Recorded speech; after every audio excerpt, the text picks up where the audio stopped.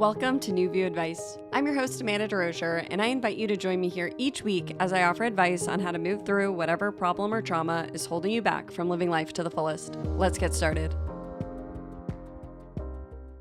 Hey there, beautiful soul. My name is Amanda DeRocher, and this is New View Advice. If you're new here, this is a healing-centered advice podcast where I offer guidance for the healing journey. It's not my intention to give you all the answers. I believe you have all the answers you seek. You just may need a new view and a little help along the way. Thank you so much for tuning into today's episode. Today we will be discussing why so many of us struggle with low self-esteem and how to build confidence in ourselves and in our lives. We all deserve to feel confident in who we are, but unfortunately so many of us feel insecure and don't know how to embody confidence within ourselves. In this episode, I am answering a question from a listener who wants to know why they have low self-esteem and how they can begin to build confidence. In this episode, I will share learnings from my own experiences healing from low self-esteem, insecurities, and low self-worth. I will also share 4 steps for beginning to build confidence in your own life. My intention for this episode is to assist you in healing your insecurities and building your self-esteem and self-worth one step at a time. You deserve to feel secure and confident in who you are. My hope is that after you listen to this episode, you will feel empowered to take steps towards building confidence within yourself. If you haven't checked out my website, I invite you to check it out after this episode for more free resources, including journal prompts, meditations, blog posts, and podcast episodes about the healing journey. You can check that out at newviewadvice.com, and today's episode show notes will be at newviewadvice.com/89. Before I jump into today's listener question, I wanted to share a poem I wrote this weekend with you. I wrote this poem when I was struggling with some of my own insecurities, so I thought it could be helpful to share in today's episode. With that, let's jump on into the poem I wrote and then the listener question.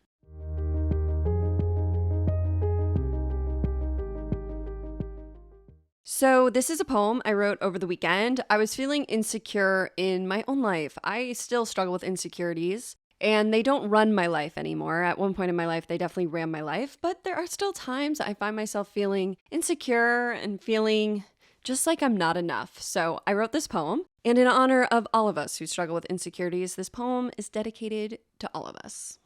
On Sunday, I was feeling so low and insecure. I was having bad thoughts and feeling so hurt. I had memories playing on repeat of times when people were so mean. When they called me cruel names and ignored my existence, I was left all alone and feeling so worthless. Like I did something wrong and was internally bad. So I cried in my bed, wondering what could I do to no longer cry and feel so blue. When I heard a small voice, so quiet and tender, it said, "Why do you cry? You're already enough." I said, "Are you sure? These people say different." The little voice in my head laughed and said, "Oh, don't you listen to those people who hurt you, for they hurt themselves. It's why they treat you in this unfortunate way. Their hurt caused them to hurt others, but none of that means you're worthless. No way, no how, for you are a being so great and so loving. It's not your job to listen to criticisms. Instead, it's your job to empower yourself, because true love comes from deep within and can never be taken once remembered.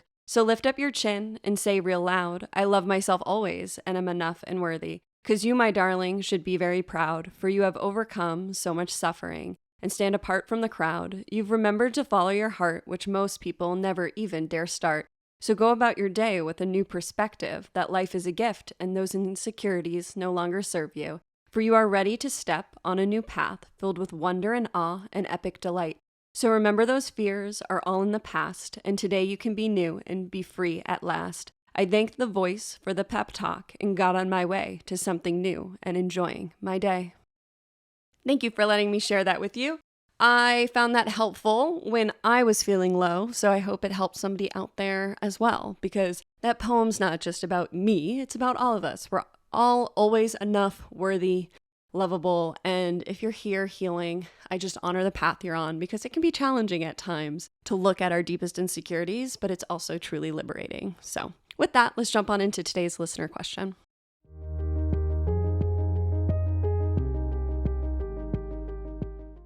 Hi, Amanda. Thanks so much for your podcast. It has really helped me through the difficult time I've been having. My question is, why do I have low self-esteem? I feel like I am insecure about everything. How do I begin to build confidence within myself? Any advice would be helpful. Thank you. Thanks so much for this question. I think so many people struggle with low self-esteem. So first, I want you to know you are definitely not alone. Like I shared with my poem, I struggle with insecurities and feelings of low self-esteem and low self-worth myself sometimes. I think that as we heal, we begin to feel more confident. But I think one thing to note about confidence is that it's okay if we're building confidence over time. I really believe it's one step at a time. We begin to feel confident and begin to learn how to validate ourselves and love ourselves. It doesn't have to happen all at once. And I know that's how it's been in my own life. I don't know too much about your situation because your question is a bit vague. So I thought I would share 4 areas in my own life that I've noticed have contributed to my low self-esteem and my insecurities, and how by bringing awareness to these 4 areas, it has helped me to understand why I was struggling with low self-esteem and to begin healing and building confidence. I chose these 4 areas because these 4 areas have been really impactful in my own life, but I also think that these 4 areas will be helpful for people out there. So you may not see yourself in all 4 of these areas. You may see yourself in 1, you may see yourself in 2, you may see your situation in all 4. I'm not sure, but I just wanted to note that these are 4 areas I've seen in my own life. They're 4 areas I think that people will be able to relate to. And I also don't think they're the only causes of insecurities. So everybody's journey healing from low self-esteem and looking at their own insecurities is going to be personal. With you in your own life, it may be different. But I hope that as I talk about these 4 areas, maybe you're able to see and bring awareness to even a different area in your life by seeing how I sort of break down and how I saw that each one of these areas has impacted me and my self-esteem. So the 4 areas in my own life that have really impacted me and left me with low self-esteem and have been areas that I've needed to heal and look at are 1, parental criticism, 2, lack of a mentor, favorite teacher, coach, but really lack of that external validation growing up, 3, loss of friendships in my youth and bullying by my peers, and 4, the impact of trauma. So let's start with 1 and talking a bit about parental criticism and the impact our parents can have on our self-esteem. So in my life, I found my parents to be critical and also to be absent. So I've talked about it throughout episodes, but my father wasn't really around growing up. He worked a lot. So my parents were together. They're still together. But my father wasn't really around. And that definitely impacted me because when he was around, he wasn't always kind. He was often very stressed and could be angry. And that impacted my self-esteem because I never got words of affirmation.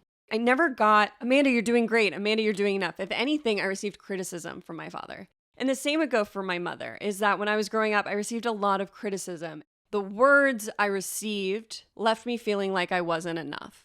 A big pattern for me growing up was that I was a very emotional child and I was constantly told that my emotions were wrong, they were bad, they were too big, they were too large, they were incorrect. And by receiving that my real experience was wrong over and over again, that created within me a lot of insecurities in myself because I was battling within myself the idea of, well, this is how I feel, but I'm being told it's wrong. So I grew up very confused because I didn't know how else to be because the feelings I was having were real, but I was being told they were wrong. So then I was like, I'm wrong.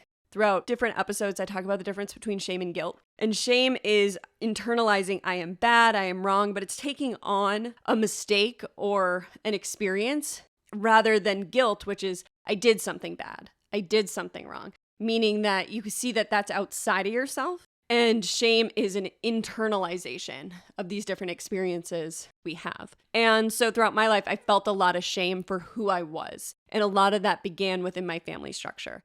Everything I said was wrong. Everything I did was wrong. Everything I felt was wrong. I was constantly met with this idea that I was difficult and that what I did was wrong.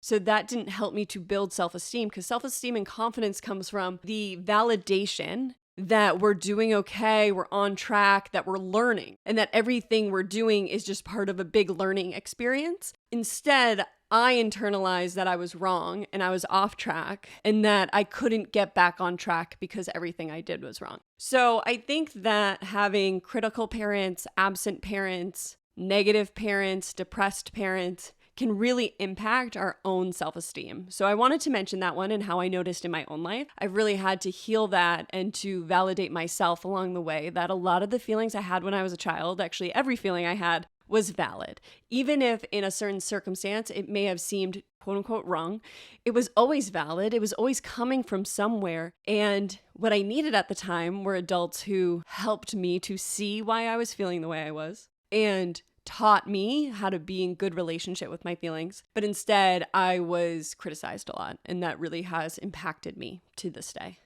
A second area I wanted to mention that I found has really impacted my self-esteem, and I talked to my partner about this one yesterday, and I know it's impacted him as well, is the lack of having a mentor or the lack of having a supportive teacher or a coach who's like a cheerleader, getting that external validation from an adult when growing up. I hear people all the time, successful people will talk about how they got to where they are. And they'll talk about a coach who left a huge impact on them and told them that they could always make it and help them become better and better at what they do. Or a mentor who really took somebody under their wing, helped somebody to see their potential and to continue down the hard path. So many of us aren't given that chance and aren't given that mentorship.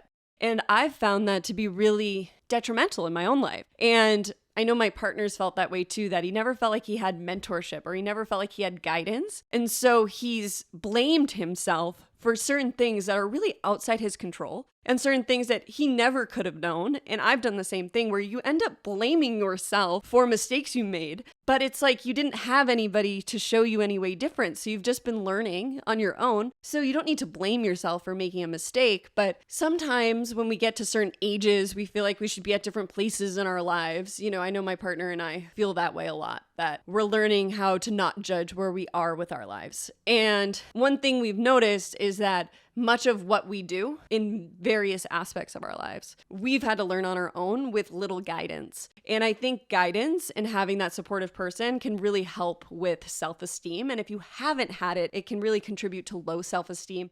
I do believe confidence comes from within, and we're going to talk about that. And I do think we need to learn how to internally validate ourselves. But if we've never experienced external validation, or if we experience very little of it growing up, I think it just contributes to our own self-talk. If you were always surrounded by critical people or mean people, it's easy to internalize that dialogue because you're not taught how to internally validate yourself.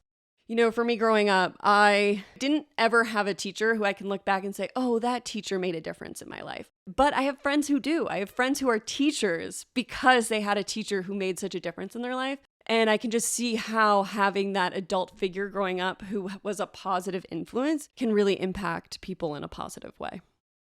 The third area I wanted to bring up for me that I noticed contributed to my low self-esteem was loss of friendships and bullying by my peers.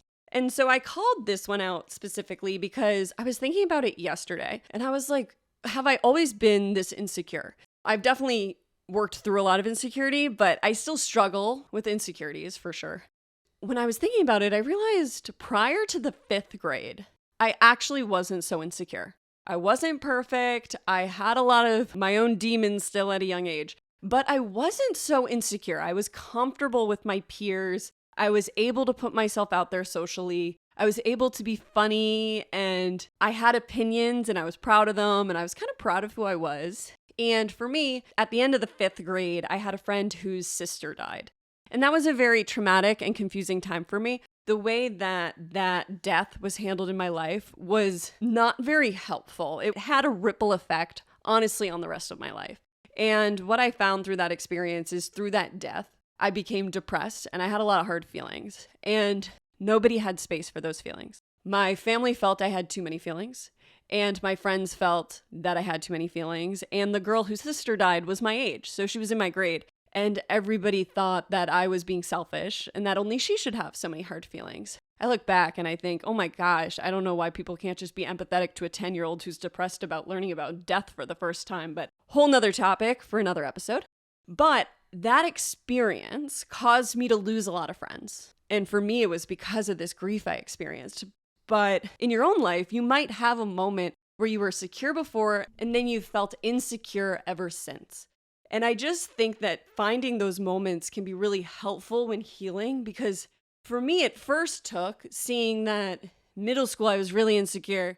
Elementary school, I wasn't as insecure. And then it was like, what happened? Like, why did that happen? And then I was able to see, oh, right, I went through this trauma. I went through this grieving process. and I didn't have any guidance through it, and I didn't have any support. So it created these beliefs about the world. And that was really helpful for me when healing, because I was also able to see why I became insecure, why I became so afraid of losing people, and have empathy for myself. You know, when we're healing insecurities and we're building confidence, a big part of it is going to be learning how to be kind and understanding with yourself rather than judgmental. I also put bullying under this one because being bullied throughout middle school, high school, and into college left a major impact on my life. Being bullied definitely devastated my self-esteem. I wasn't bullied before middle school, and then bullying, mean girls, negative feedback about my body started to begin in middle school. And I didn't know how to handle it. And a lot of times I would bring these things to my mother and she'd tell me I was overreacting, or she'd say, oh, well, just don't be friends with those people. And if you know middle school and high school, it's not that simple to just let it go. At least it wasn't for me. Some of these people I was trying to be friends with were my friends for, 10 years up until that point, my entire life. Some of these girls I was trying to become friends with, it felt like a lifeline. Like if I just didn't try anymore, then I would have no friends, and that devastated me. And I didn't have any confidence in myself. And the bullying I experienced was really harmful. And a lot of the words said to me at those ages has haunted me. Honestly, I view it as haunting. Like those voices and those ghosts that live in your head until you take the time to be with them and to see that the harm that was caused to you when you were 10 was by other 10-year-olds, and that, nobody's perfect at those ages, and that it's okay to let those go and that they're not true. So many of us have experienced cruel words throughout our lives and we internalize it as truth. And it's really through that awareness, through witnessing ourselves rather than identifying with those painful wounds, if that makes sense, but like witnessing, so like taking a step back and seeing it from an outside perspective, that we can see that so many of the cruel things said to us were never true. And I believe that really about all cruel words. They're not true. You're always enough, you're always lovable, and you're always worthy. And it's us who forgets that. And it's the world that teaches us differently. And the healing process, the healing journey, is just a journey of remembering your worth and that it's safe for us to be confident in who we are. A special mention I want to throw under this category that I think other people may struggle with is that early relationships. So just bad relationships in general. These can be romantic relationships, friendships, different relationships you had at a young age, or even later on in life. Some of the relationships I had in college really impacted my self-esteem as well. But bad romantic partnerships and bad relationships can also really leave us with low self-esteem. The fourth area I wanted to mention that contributed to low self-esteem in my life, and I think contributes to other people's low self-esteem, is the impact of trauma. There's so much to be said on the topic of trauma. It's a complex experience, and I talk about it in a lot of these different episodes. But the traumas I've experienced throughout my life have impacted me in many ways, and one of them has been contributing to my low self-esteem. So I've talked a lot about the different traumas I've survived throughout the many different episodes. When preparing for this episode, I thought I would just mention experiencing sexual trauma in my teen years. So if you're new here, I experienced a sexual assault and rape in my freshman year of high school. I was attacked by a group of boys, and there were bystanders. So there were people who watched it happen and did not intervene. And I was also brought there by a friend who also didn't intervene and sided with the guys afterwards.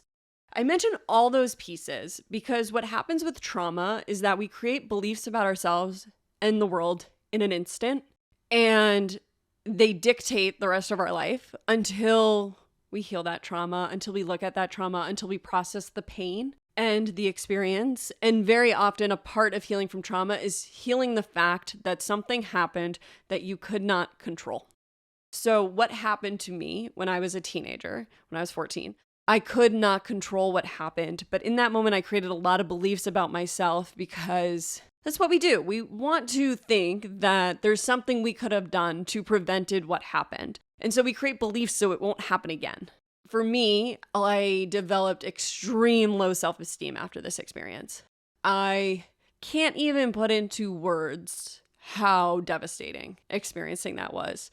And I mentioned not just the violence I experienced, but the bystanders, because the fact that there were other people there and they didn't intervene has also really impacted my self-esteem.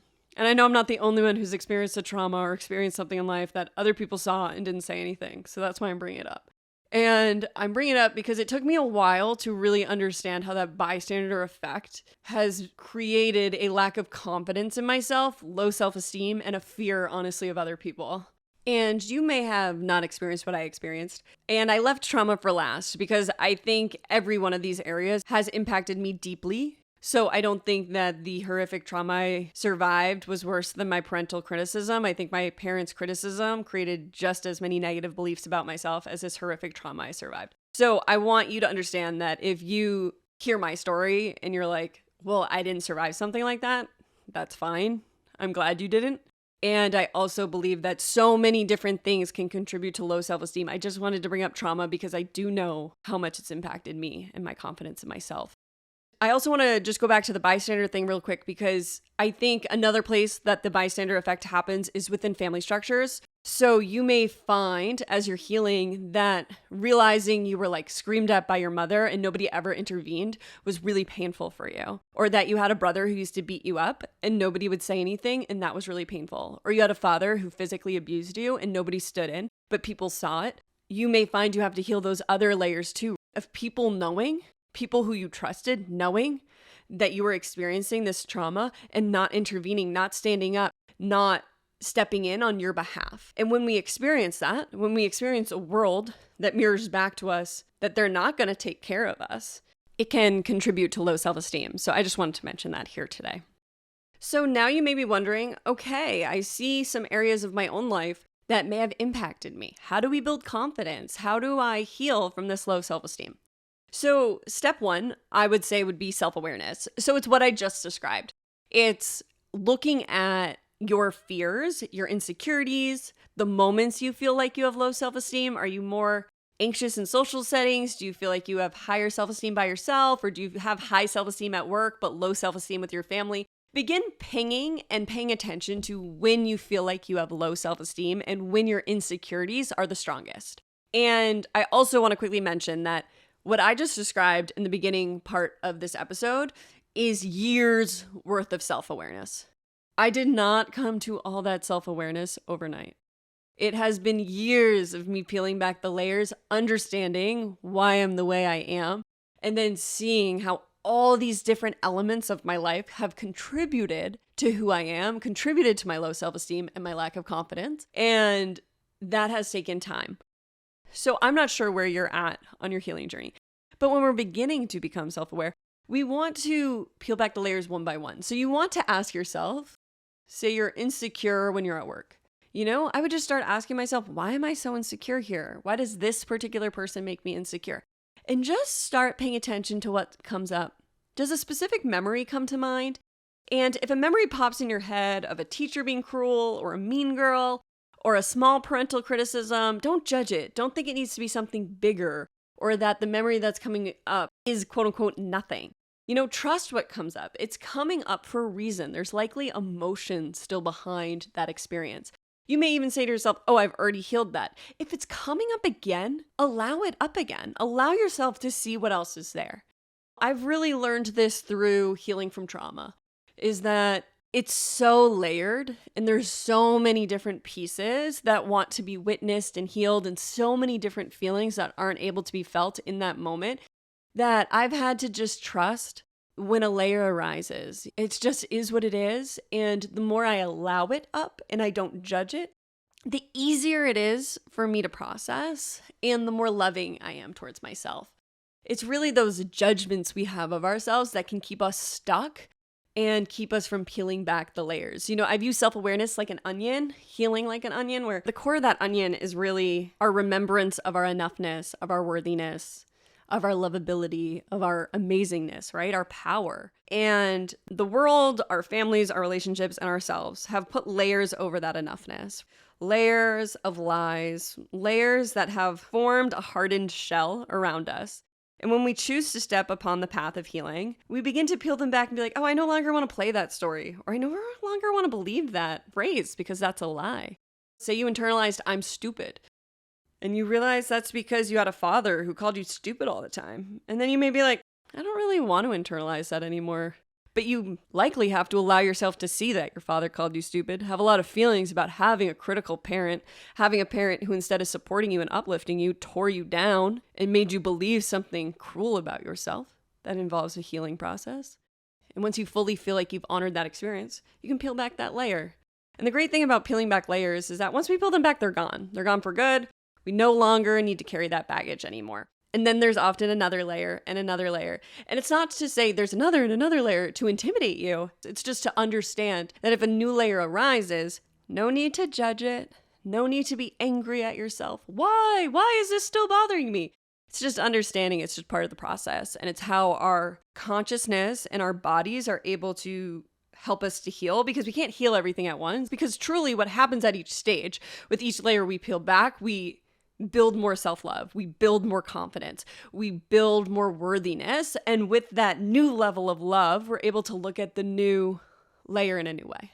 So it's really like with each layer we peel back, we gain a jewel, we gain a gem, and we take all those gems with us moving forward, and it makes the process easier moving forward. I hope that makes sense.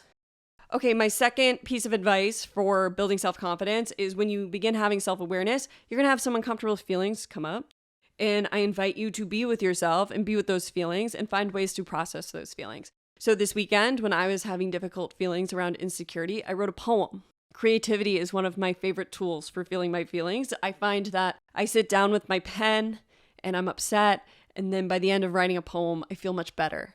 A different part of me is able to come through and speak to me. I find journaling to be really helpful, meditation, nature, just allowing yourself to cry. I even had that happen this weekend too. I had been ignoring something that was up for me, and I allowed myself to just cry about it because I had been running from crying. I'd been keeping myself so busy. And then when I finally sat down to meditate, that's what wanted to come up, tears. And when I allowed them to come up, I felt better afterwards. You know, sometimes we just need a good cry. Sometimes we need to feel anger. So when you begin allowing these layers up, you begin having self-awareness around your insecurities. Also allow yourself to process and move those feelings. It's a very vulnerable process. We're sensitive during that. We're allowing things up that we've buried. And because of that, that leads me to my third piece of advice, my third step for building confidence, which is to surround yourself with supportive and loving people. When healing insecurities and low self-esteem, it's really important to begin to notice how certain people make you feel. Who do you feel supported with? Who do you feel loved with? Who do you feel is compassionate in your life?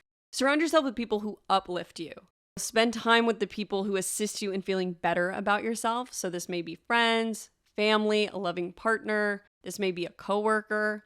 And if you feel like you can't even think of anybody in your life who's super supportive, you may need to find a supportive person. So this could be a therapist, a coach, a mentor, or a guide. But it may be something you want to consider, because I think, as I mentioned, when we're building our confidence, it's really important for us to feel supported by our loved ones. It's vulnerable. And when we're vulnerable, we kind of feel exposed. And when we're exposed, it's easier for us to feel like that hurt. Many times we build up walls in order not to feel hurt. And when we're healing, we're vulnerable. So it's important to surround yourself with compassionate people throughout the process. And so when you're taking the time to think about who's supportive, I also invite you to think about who's not supportive in your life, who is critical, who triggers your insecurities more than anyone else. When we're building self-esteem, it also requires some boundaries. As I mentioned, it's a vulnerable process, and so it's important to take care of yourself. And if someone in your life triggers these insecurities or blatantly lowers your self-esteem through criticism, mean words, name-calling, or cruelty, I invite you to set boundaries with that person. You may need to end the relationship. You may just need some space. You just may need to have a tough conversation with that person, an uncomfortable conversation. You may need to tell somebody how their words make you feel. So many people are critical and don't even recognize it's criticism. They don't recognize how their words hurt somebody because people talk to them that way, so then they just talk to other people that way, or it's how they talk to themselves. So it may just involve you letting them know how they're speaking to you feels critical and hurtful. As I mentioned, some people just don't know what they don't know. And so you don't have to cut everybody out of your life, but I do invite you to take some time to be intentional with who you're surrounding yourself with as you're building your confidence and seeing if there's some people who are negatively impacting you and who you may need to set boundaries with, who you may need to cut ties with, or who you may need to talk with. And the fourth step, my last step for building confidence, is to begin to uplift yourself through self-compassion and positive self-talk. I think this step is always the most important step, learning how to be kind to ourselves. I wish the world gave us loads of external validation. I wish that people were kinder to one another and that we learned at a young age that we're enough and it's safe to make mistakes and we felt like we were guided and supported from a young age.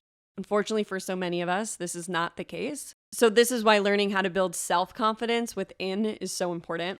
I was thinking about this in my own life too, and by the time I was receiving positive feedback, it wasn't until my late 20s that I was receiving positive feedback because I was finally doing the things I was good at. But by the time I was receiving this feedback, I had already received too much negative feedback throughout my life that I had created so many negative beliefs about myself that I couldn't even believe the positive feedback. The first 25 years of my life, nobody complimented me. Like nobody was like, "Oh, you're doing great, Amanda." I received a lot of criticism or a lot of indifference. And I built a lot of beliefs about myself. So by the time I was receiving positive feedback, it just was too late for that external validation to make a difference. I really believe with children, external validation can make a big difference, providing that safe and supportive environment for children. But in our adulthood, if we haven't received that or experienced it, it doesn't mean we're not worthy of it. It just means we have to really learn how to build it within. It's so important to build self-confidence within, and this is done through these steps I've mentioned and really by learning to be kind and understanding with yourself. Be compassionate with yourself. Catch those negative thoughts and begin telling yourself a new story. I always like to say you're the protagonist of your life. You are the main character of your story. You deserve to be the hero of your story. You deserve to be the one who reaches the top of that mountain, whatever that means for you. And the truth about life is that we're all the main characters of our own stories. So if you're looking for somebody outside of you to externally validate you, they may not. They may be an antagonist in your story. Or they just may be the leader of their own story, so they're too busy doing them to validate you. And there's nothing right or wrong about that, but that's why when we embody that main character energy, we realize we have the power to change our life course. That does not mean it happens overnight. It just means that we recognize that we might have experienced some shitty things. We might have had people say some not so nice stuff to us, but we have the power to choose new. We have the power to embody confidence. We have the power to learn from our mistakes rather than internalize our mistakes. And we have the power to step forward on a new path and to create the life that we want to create. But so often, in order to create the life of our dreams or in order to embody our authentic selves, we have to take time to become aware of how the past has influenced us. Just like you're the main character of your story, no one else is going to understand what that experience has been like. No one else understands what it has been like to be you. So only you can really honor the story you have lived. And so it becomes a privilege, like I said, and an honor to do that for yourself, but it doesn't make it easy. It's extremely difficult. There are times where I'm like, whoa, how did I get here? But it's through compassion it becomes easier. It's through compassion that we're able to heal ourselves and move forward and build that confidence. And just to wrap this up, the steps I mentioned are to bring self-awareness to your negative self-talk, to your insecurities, to allow yourself to feel your feelings, to surround yourself with supportive people, and to begin to uplift yourself through self-compassion and positive self-talk. I've really found these 4 steps to be really helpful in my own life in building my own confidence. I used to have debilitating negative self-talk. I used to be so insecure. There were days I couldn't even leave my house. Or in the past, when I used to drink, I used to only feel confident when I drank. And then when I was sober the next day, I would mentally beat myself up. And it's been through healing and through these steps I talk about in this episode that I've really learned how to love myself and how to honor myself and how to understand my insecurities aren't a bad thing. It's not a bad thing that I've had low self-esteem. It's like a symptom of what I've survived. It's a symptom of the life I've lived. And it's through healing our emotional bodies and our mental bodies that we're able to become confident. So I hope something in this answer was helpful. Thank you so much for this question. I'm sending you all my love.